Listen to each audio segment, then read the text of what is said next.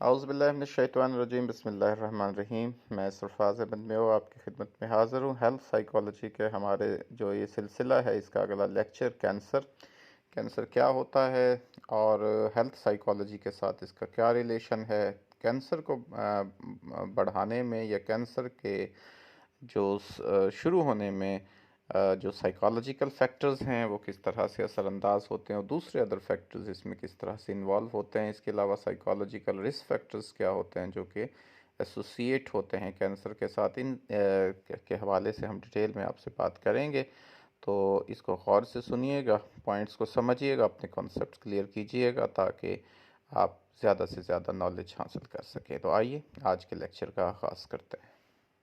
सबसे पहले तो हम बात करते हैं कि कैंसर है क्या। कैंसर एक तकरीबन 100 बीमारियों, 100 डिजीज़ से ज़्यादा का एक सेट है जो कि जिसके सेवरल फैक्टर्स हैं। यानी आम तौर पर हम उसके साथ बहुत सारे फैक्टर्स देखते हैं। तमाम कैंसर्स जो हैं वो जो डीएनए हमारा है, डीऑक्सी राइबो न्यूक्लिक एसिड, उसके डिसफंक्शन की वजह से होते हैं। यानी जब वो सही फंक्शन नहीं कर पाता तो उसकी वजह से तमाम कैंसर्स होते हैं। और ये जो सेलुलर हमारा जो प्रोग्रामिंग है, जो सेल्स की प्रोग्रामिंग है, उसका एक हिस्सा है जो कि तमाम सेल की ग्रोथ को और जो रिप्रोडक्शन है उसको कंट्रोल करता है। यानी डीएनए जो है, बेसिकली डीएनए सेलुलर हमारी प्रोग्रामिंग का हिस्सा होता है जो ग्रोथ और रिप्रोडक्शन को कंट्रोल कर रहा होता है।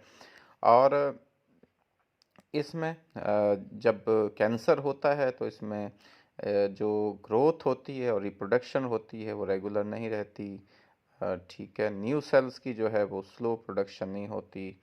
और इसके अलावा मेल फंक्शनिंग डीएनए जो है उसकी वजह से फिर एक्सेसिवली रैपिड सेल ग्रोथ होती है और प्रोलिफरेशन होती है। यानी एक तो रेगुलर नहीं रहती इसकी जो ग्रोथ है, एक पहले जो स्लो प्रोडक्शन, एक नॉर्मल रूटीन में प्रोडक्शन हो रही होती है वो नहीं, और फिर जो है वो इसमें मेल फंक्शनिंग आ जाती है और एक्सेसिवली रैपिड सेल ग्रोथ होती है। दूसरे सेल्स की के बरअक्स जो कैंसरियस सेल्स होते हैं, यानी जो ऐसे सेल जो कैंसर वाले होते हैं, वो बॉडी को कोई फ़ायदा नहीं देते बल्कि ये नुकसान पहुंचा रहे होते हैं। और ये मुख्तलिफ जो है रिसोर्सेज हमारे जो होते हैं उनमें दाखिल हो जाते हैं। तो हेल्थ साइकोलॉजी यहाँ पे बहुत अहम किरदार अदा करती है इसको अंडरस्टैंड करने में कि क्या रोल है। जो वेरियस एस्पेक्ट्स होते हैं कैंसर के, जिनमें कि हमने इसको किस तरह से प्रिवेंट करना है, किस तरह से डायग्नोज करना है, किस तरह से इसकी ट्रीटमेंट करनी है, या अगर ट्रीटमेंट नहीं हो सकती है तो सर्वाइवरशिप किस तरह से होगी जो कैंसर पेशेंट्स होंगे उनकी। और एंड ऑफ लाइफ केयर जो है, यानी ज़िंदगी के आखिरी दिनों में किस तरह से उस शख्स की जो है वो केयर करनी है जिसको कैंसर का प्रॉब्लम होता है। तो ये सारी चीज़ें इसमें इसका जो हमारी हेल्थ साइकोलॉजी है उसका अहम किरदार है कि कैंसर पेशेंट्स के साथ सबसे पहले तो कैंसर जब होने से पहले उसको डायग्नोज करने का मामला है, अगर हो गया है तो फिर उसका ट्रीटमेंट कैसे है, क्योंकि इसमें भी इम्यूनिटी का बहुत अहम किरदार होता है और इसमें भी साइकोलॉजिकल जो वेलबींग है उसका अहम किरदार होता है। कौन से मेन इम्पोर्टेंट इसके की पॉइंट्स हैं जो कि जिनका किरदार है हेल्थ साइकोलॉजी के अंदर में। सबसे पहले अगर हम बात करें कैंसर के कॉन्टेक्स्ट में, तो साइकोलॉजिकल इम्पैक्ट है कैंसर के डायग्नोस करने में क्या है उसकी।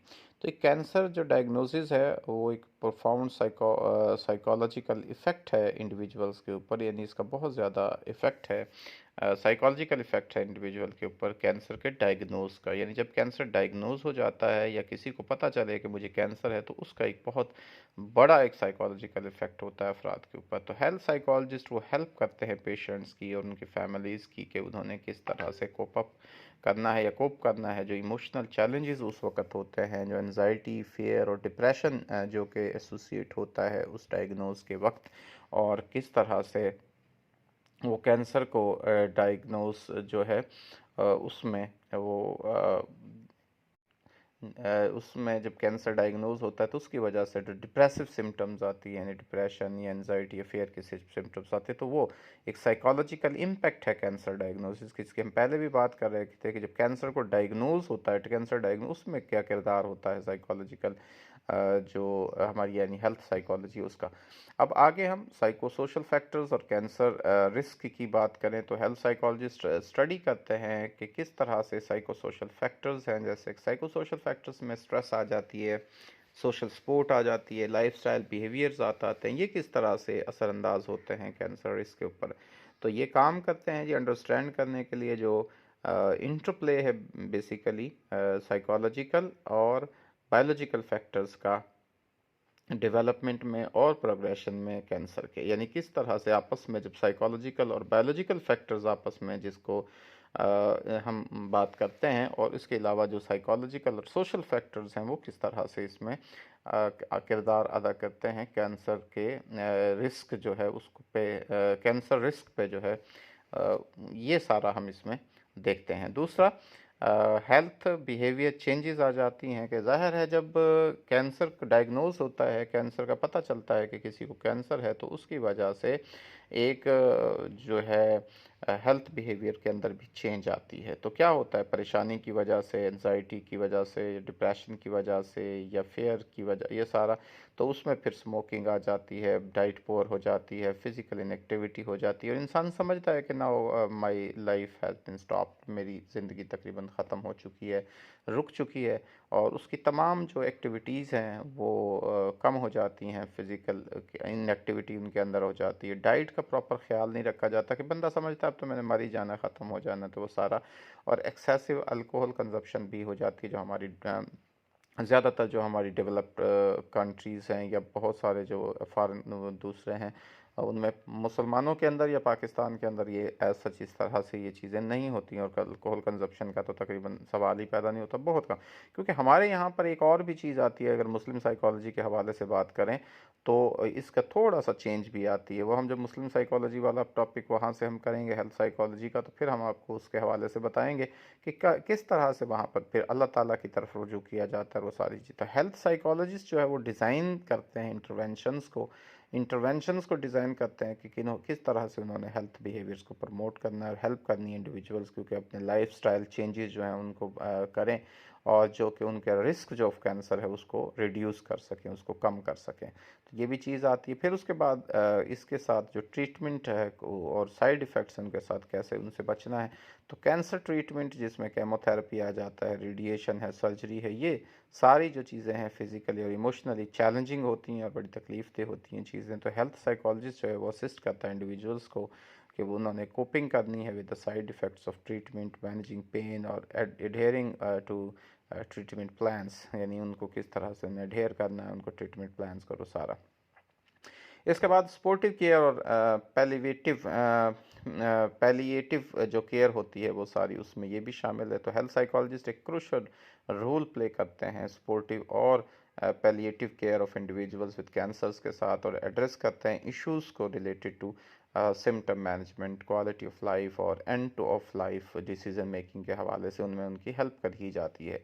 तो साइको सोशल सपोर्ट जो है वो भी एक बहुत अहम हिस्सा है केयर पेशेंट्स की, जो कैंसर पेशेंट्स होते हैं उनकी कम्प्रिहेंसिव केयर के लिए, और वो सारी चीज़ें। तो एक सपोर्टिव केयर और पैलिएटिव केयर जो है वो दी जाती है जो कैंसर पेशेंट्स होते हैं। साइको सोशल ऑन्कोलॉजी की बात करें तो एक स्पेशलाइज्ड फील्ड है हेल्थ साइकोलॉजी के, जो फोकस करती है साइकोलॉजिकल, सोशल और बिहेवियरल जो एस्पेक्ट्स होते हैं कैंसर्स के उनको। तो साइको सोशल ऑन्कोलॉजिस्ट जो होते हैं वो वर्क करते हैं कोलेबरेटिवली मेडिकल प्रोफेशनल्स के साथ, यानी उनके साथ मिल के काम के, उनके कोलेब्रेशन होता है मेडिकल प्रोफेशनल्स के साथ। उनका मकसद उनको एक हॉलिस्टिक केयर जो है वो कैंसर पेशेंट्स को प्रोवाइड करनी होती है। तो ये हमारी जो ब्रांच है हेल्थ साइकोलॉजी, इसको साइको सोशल ऑन्कोलॉजी कहा जाता है।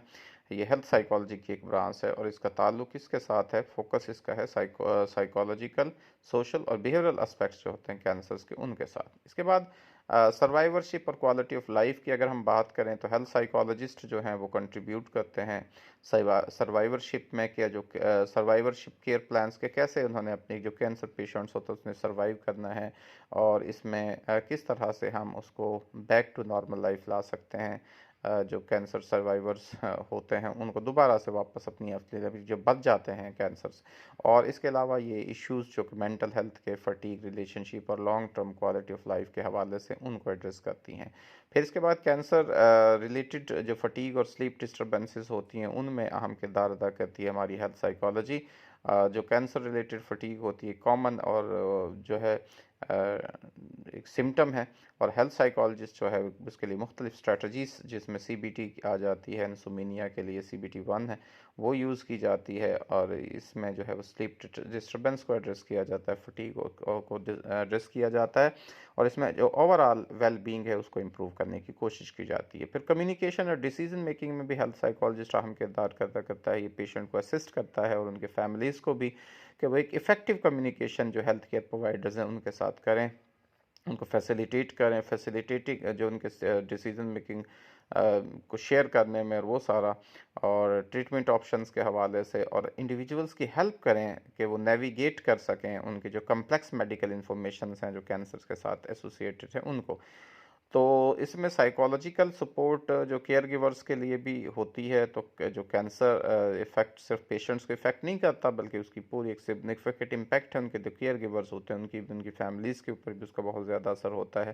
तो हेल्थ साइकोलॉजिस्ट एक सपोर्ट और कोपिंग स्ट्रेटजीज देता है उनके केयर गिवर्स को, एक इमोशनल वेलबींग को एड्रेस करते हुए, उनको हेल्प करते हुए, उनको ताकि वो तमाम जो चैलेंजेस हैं केयरिंग के अपने लव वंस के लिए, जो कि जिनको कैंसर पेशेंट उनके साथ जो है वो नेविगेट कर सकें उनके साथ। तो अगर हम सिंपल और एक समरी की जो बात करें, तो हेल्थ जो साइकोलॉजी है एक मल्टी फेस्ड रोल प्ले करती है कैंसर के जो है वो कॉन्टेक्स्ट में, और बहुत अहम उसकी प्रिवेंशन, डायग्नोसिस, ट्रीटमेंट और सर्वाइवरशिप और एंड ऑफ लाइफ केयर में बहुत अहम किरदार अदा करती है।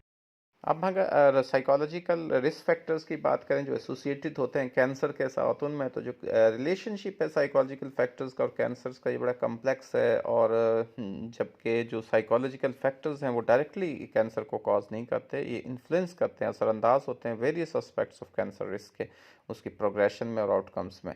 तो ये भी यहाँ पर बहुत ज़रूरी है कि जो कैंसर है एक मल्टी फेसिटेड डिजीज़ है विद डाइवर्स काजेज। इसकी बहुत सारी वजूहात हो सकती है, उसमें जेनेटिक भी हो सकती है, एनवायरमेंटल भी हो सकती है, लाइफस्टाइल फैक्टर्स भी हो सकते हैं। तो साइकोलॉजिकल फैक्टर्स जो हैं वो भी वहाँ अहम किरदार इधर इंटरेक्ट करते हैं इन्हीं फैक्टर्स के साथ, जिसमें कि वो इम्पेक्ट करते हैं इंडिविजुअल की जो ससेप्टेबिलिटी है कैंसर के हवाले से, एबिलिटी है उनकी कोप करने की उन डिजीज़ के साथ। तो इसमें क्रॉनिक सबसे पहले क्रॉनिक स्ट्रेस आ जाती है। स्ट्रेस बहुत अहम किरदार अदा करती है क्योंकि स्ट्रेस जो है वो इम्यून सिस्टम को इफ़ेक्ट करती है, इन्फ्लेमेटरी रिस्पॉन्सेस को, और इसकी वजह से जो है वो बॉडी की जो एबिलिटी होती है डिफेंड करने की, डेवलपमेंट और प्रोग्रेशन ऑफ कैंसर में कमज़ोर हो जाती है। तो स्ट्रेस जो है वो कंट्रीब्यूट करती है अनहेल्दी बिहेवियर्स को, स्मोकिंग, एक्सेसिव अल्कोहल कंजप्शन, या पोर डाइटरी हैबिट्स, जो कि भी के रिस्क फैक्टर्स हैं बहुत सारे कैंसर्स के अंदर। फिर डिप्रेशन है और एनजाइटी है, तो साइकोलॉजिकल डिस्ट्रेस जिसमें डिप्रेशन, एनजाइटी, ये भी इंक्रीज कर देती हैं रिस्क को डेवलप सर्टन कैंसर्स को जो है वो उनको डेवलप करने में, और ये भी कैंसर सर्वाइवल रेट्स के ऊपर असरअंदाज होती हैं। तो डिप्रेशन, एनजाइटी जो है वो हेल्थ बिहेवियर्स को भी इफ़ेक्ट करती हैं, इन जिसमें कि कैंसर स्क्रीनिंग के हवाले से एडहेरेंस है, और रिकमेंडेशंस, ट्रीटमेंट प्लान्स है, वो सारी चीज़ें। सोशल आइसोलेशन और लैक ऑफ सोशल सपोर्ट भी कैंसर को इंक्रीज़ करने में अहम किरदार अदा करती है। अगर आपके स्ट्रॉन्ग सोशल कनेक्शन और सपोर्ट सिस्टम होगा तो वो पॉजिटिवली इन्फ्लुएंस करेगा, और अगर नेगेटिव है तो फिर ये इंक्रीज़ कर देता है रिस्क ऑफ कैंसर्स को सारा। और जो है कोपिंग मैकेनिज्म जो होता है कि किस तरह से इंडिविजुअल कोप करता है स्ट्रेस के साथ, और एडवर्सिटी ये भी इम्पेक्ट करते हैं ओवरऑल हेल्थ के ऊपर। तो अगर कोपिंग मैकेनिज्म यानी बचने का जो तरीक़ाकार है वो मेल अडेप्टिव है, ठीक नहीं है, जैसे कि अनहेल्दी बिहेवियर्स में इंगेज हो जाना या मेडिकल केयर को अवॉइड करना, ये भी कंट्रीब्यूट करते हैं कैंसर रिस्क और हिंडर ट्रीटमेंट इफेक्टिवनेस को, यानी हिंडर कर देते हैं ट्रीटमेंट इफेक्टिवनेस को रोकते हैं। फिर पर्सनैलिटी ट्रेट्स हैं, कुछ जो स्टडीज़ हैं वो एक्सप्लोर करती हैं रिलेशनशिप को, जो सर्टन पर्सनैलिटी ट्रेट के हवाले से जैसे कि हाई लेवल ऑफ न्यूरोटिसिज्म और हॉस्टिलिटी जो है ये भी, और इसके अलावा ये इंक्रीज कर देती है रिस्क ऑफ कैंसर को। और पर्सनैलिटी ट्रेट्स जो होते हैं वो भी इन्फ्लुएंस करते हैं लाइफस्टाइल चॉइसेस में और कोपिंग स्ट्रेटजीज में, और ये इनडायरेक्टली इफेक्ट करते हैं कैंसर रिस्क को। हेल्थ बिहेवियर पैटर्न जो हैं ये भी अहम किरदार अदा करते हैं। अनहेल्दी जो लाइफस्टाइल चॉइसेस होती हैं, जैसे कि स्मोकिंग है, या अल्कोहल है, पुअर डाइट है, या लैक ऑफ फिजिकल एक्टिविटीज़ हैं, ये भी एसोसिएट होती हैं increase risk of certain cancers. तो साइकोलॉजिकल फैक्टर्स जो असरअंदाज होते हैं इसके अडॉप्शन में दी इन बिहेवियर्स के, वो भी बहुत ज़रूरी। तो साइको सोशल इम्पैक्ट भी है ऑफ डायग्नोसिस और ट्रीटमेंट के हवाले से। जो साइकोलॉजिकल इम्पैक्ट है कैंसर डायग्नोसिस का, जो साइकोलॉजिकल इम्पैक्ट है कैंसर डायग्नोसिस, जैसे कि स्ट्रेस जो है ये एसोसिएट होती है एनर्गोनिक ट्रीटमेंट के साथ, तो ये भी इफेक्ट करती है ओवरऑल वेलबींग जो इंडिविजुअल्स की होती है, कैंसर्स वाले जो पेशेंट्स होते हैं उनको। तो मेंटल हेल्थ सपोर्ट जो है एक बहुत अहम कंपोनेंट है, जो कि कम्प्रिहेंसिव कैंसर केयर में, जो कि इमोशनल और साइकोलॉजिकल एस्पेक्ट्स ऑफ डिजीज़ के हवाले से हम उसको एड्रेस करते हैं। तो आसान अल्फाज में हम कहें कि जो साइकोलॉजिकल फैक्टर्स होते हैं ये भी बहुत अहम किरदार अदा करते हैं कैंसर्स की प्रोग्रेशन में, कैंसर की डेवलपमेंट में, उसको बढ़ाने में। उसके सिम्टम्स में जो साइकोलॉजिकल फैक्टर्स हैं ये बहुत अहम रोल करते हैं, और इसके हवाले से इनका कम्प्लेक्स इंटरप्ले है जेनेटिक, एनवायरनमेंट और लाइफस्टाइल फैक्टर्स के साथ, जो कि कैंसर की डेवलपमेंट में और आउटकम्स में हम तो जो फील्ड है साइको ऑन्कोलॉजी ये फोकस करती है कि किस तरह से हमने अंडरस्टैंड करना, एड्रेस करना इन साइकोलॉजिकल और सोशल एस्पेक्ट्स को कैंसर केयर के हवाले से, और एम्फेसाइज करती है importance of a holistic approach to cancer treatment and support. तो इंडिविजुअल्स जो फेस कर रहे होते हैं कैंसर को, उनको इनक्रेज किया जाए, तो उनके साइकोलॉजिकल वेलबींग को डिस्कस करके उनके हेल्थ केयर प्रोफेशनल जो होते हैं उनके साथ, और उनको एक अप्रोप्रिएट जो है वो सपोर्ट सर्विसेज फ्राहम की जाए।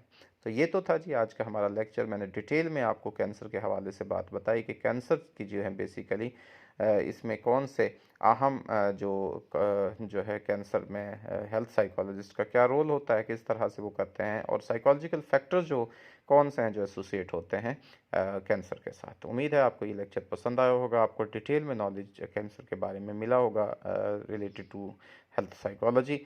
अल्लाह ताला से दुआ है कि अल्लाह ताला हम सबको इस मूजी मर्ज से, इस बीमारी से महफूज रखे, और अल्लाह ताला हमें एक सेहत वाली लंबी ज़िंदगी अता फ़रमाए। अल्लाह ताला हमारी ज़िंदगियों में आसानियाँ नसीब फ़रमाए और हमें आसानियाँ तकसीम करने की तौफ़ीक नसीब फ़रमाए। अपनी दुआ में याद रखिएगा। आपका बहुत शुक्रिया। अल्लाह हाफ़िज़।